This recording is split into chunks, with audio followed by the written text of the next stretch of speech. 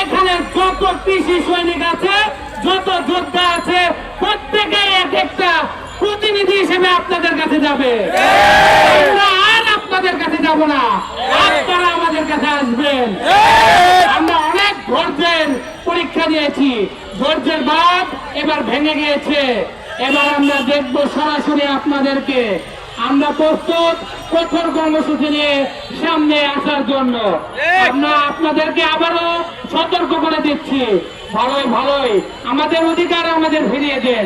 যদি না দেন তাহলে আমাদের যোদ্ধার রূপ দেখবেন। আপোষ সংগ্রাম।